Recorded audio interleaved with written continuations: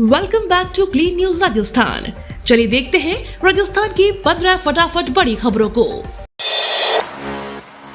1 अगस्त के बाद पैदा हुई बेटियां बनेगी लखपति। एक समय था जब राजस्थान में लड़कियों के जन्म को अभिशाप माना जाता था। लड़की होते ही उसे मार डाला जाता था। इसके बाद गर्भ में ही लिंग की जांच की जाने लगी और अगर लड़की निकली तो गर्भपात करवा दिया जाता था। इन सब की वजह से भारत में लिंग अनुपात काफी डिस्टर्ब हो गया था।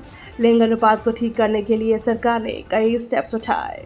अब सरकार की तरफ से लाडो प्रोत्साहन योजना की शुरुआत की गई है।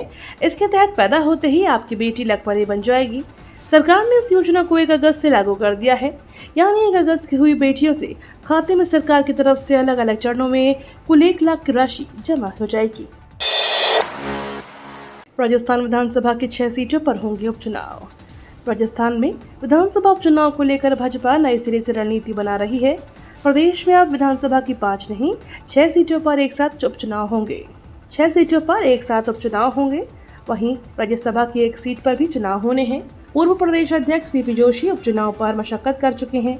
अब नए प्रदेश अध्यक्ष मदन राठौड़ चुनावी जीत को लेकर जोड़ गुना भाग कर रहे हैं। फिलहाल भाजपा सभी 6 सीटों पर जीत का दावा कर रही है, लेकिन यह दावा कितना मजबूत होगा यह देखने वाली बात है। ये मोदी का भारत है, बांग्लादेश जैसी स्थिति पर बोले केंद्रीय मंत्री गजेंद्र सिंह शेखावत। राजस्थान से आने वाले केंद्रीय संस्कृति एवं पर्यटन मंत्री गजेंद्र सिंह शेखावत ने भारत में बांग्लादेश जैसी स्थिति उत्पन्न होने की बात करने वालों को दो टूक जवाब दिया। शेखावत ने कहा कि यह बांग्लादेश नहीं है, यह भारत है और यह मोदी जी का भारत है। सपने में भी ऐसा सोचेंगे तो उनके साथ क्या होने वाला है, आप उन्हें अपने आप समझ लेना चाहिए। केंद्रीय मंत्री गजेंद्र सिंह शेखावत ने शनिवार को जोधपुर पहुंचे। एयरपोर्ट पर मीडिया से बातचीत में बांग्लादेश में उपजे हालातों पर शेखावत ने कहा, बांग्लादेश में जो कुछ भी हुआ वो अप्रत्याशित भी था और अस्वीकार्य भी, लेकिन भारत सरकार निरंतर उस पर दृष्टि बनाए हुए है वहां हालात सुधारे। एक बार वापस ठीक से कानून व्यवस्था पटरी पर आ जाए, वहां सरकार का अस्तित्व स्थापित हो, पूरा विश्व इसको गंभीरता से देख रहा है। जगदीप धनखड़ का बड़ा बयान। उपराष्ट्रपति जगदीप धनखड़ शनिवार को जोधपुर में राजस्थान हाईकोर्ट के 75 वर्ष पूरे होने के अवसर पर आयोजित अमेजिंग इंडिया में न्यायपालिका की भूमिका के विषय में बोल रहे थे। इस दौरान धनखड़ ने कहा, भारत में सशक्त स्वतंत्र न्यायपालिका है जो लोकतंत्र की रक्षा करती है। हमें इस पर गर्व है, लेकिन इसके साथ ही एक दर्दनाक अपवाद भी है जिसे हमें भूलना नहीं चाहिए। उन्होंने कहा कि 1975 में तत्कालीन प्रधानमंत्री इंदिरा गांधी ने देश में आपातकाल लगाया। यह हमारी स्वतंत्रता के बाद का सबसे काला दौर था। उन्होंने कार्यक्रम को संबोधित करते हुए कहा कि हम न्यायपालिका की एक बहुत ही उच्च संस्था का हिस्सा हैं, लेकिन उस समय नागरिकों के मूल अधिकारों के दुर्जयगढ़ न्यायपालिका तत्कालीन प्रधानमंत्री की बेशर्म तानाशाही के आगे झुक गई थी।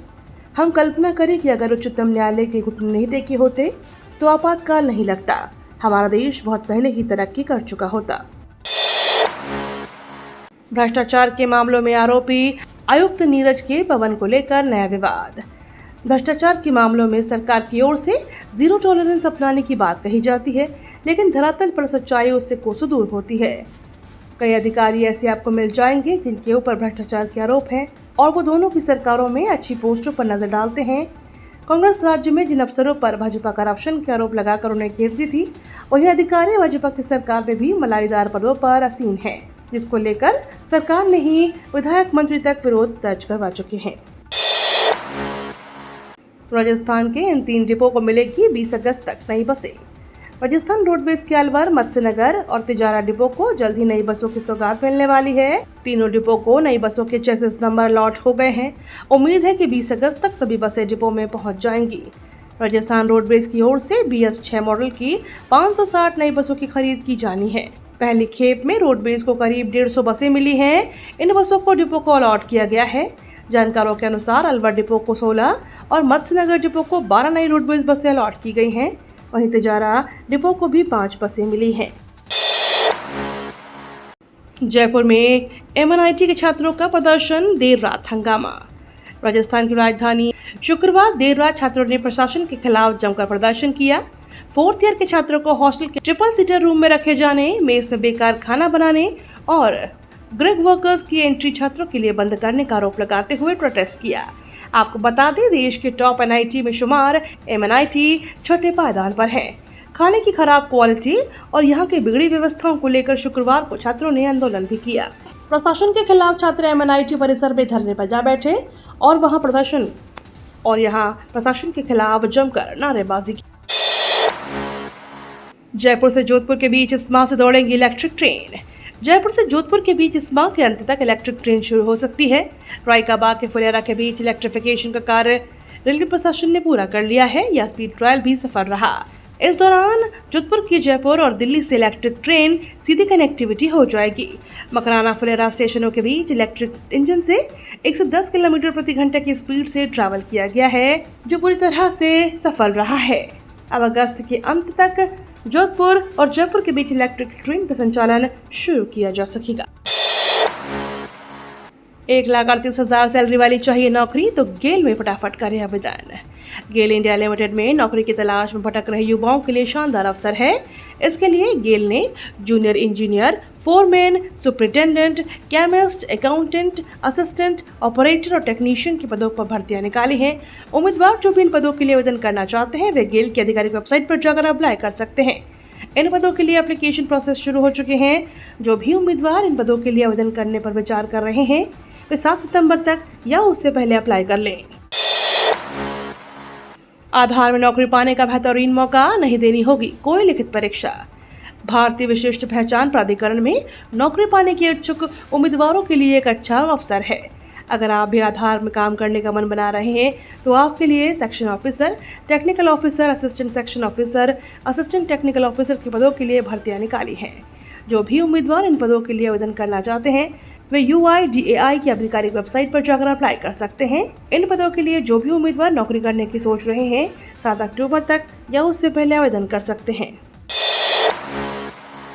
जयपुर के युवक को डिजिटल हाउस अरेस्ट कर 4,55,000 ठगे।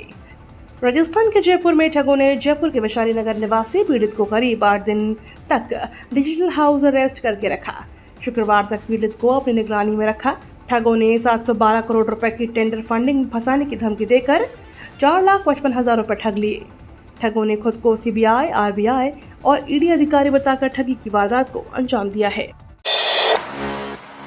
ब्रॉन्ज मेडल जीतने वाले अमन को PM मोदी ने किया फोन। पेरिस ओलंपिक में ब्रॉन्ज मेडल जीतने वाले पहलवान अमन सहरावत को PM मोदी ने फोन पर खास अंदाज में बधाई दी है। PM मोदी ने कहा कि महज 21 साल की आयु में इतने बड़े मंच पर मेडल जीतना कोई साधारण काम नहीं है। प्रधानमंत्री ने यह भी कहा कि माता पिता को खोने के बाद संघर्ष करते हुए आगे बढ़ने के लिए वो अमन की मेहनत की सराहना करते हैं। SC/ST आरक्षण में क्रीमी लेयर की बात करना गलत। कांग्रेस अध्यक्ष मल्लिकार्जुन खड़गे ने कहा कि SC/ST आरक्षण में क्रीमी लेयर के बारे में बात करना ही गलत है। कांग्रेस पार्टी इसके खिलाफ है।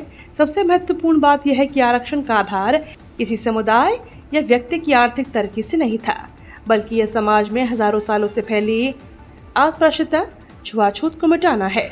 यह समाज से अभी भी खत्म नहीं हुआ है। कई उदाहरण रोज हमारे सामने आते हैं। बांग्लादेश में फिर कोहराम, अब न्यायिक तख्तापलट। बांग्लादेश में हालात स्थिर होते नजर नहीं आ रहे। पूर्व PM शेख हसीना के इस्तीफे के बावजूद प्रदर्शनकारियों का आक्रोश थम नहीं रहा है। सियासी तख्तापलट के बाद अब न्यायपालिका में तख्तापलट हो गया है।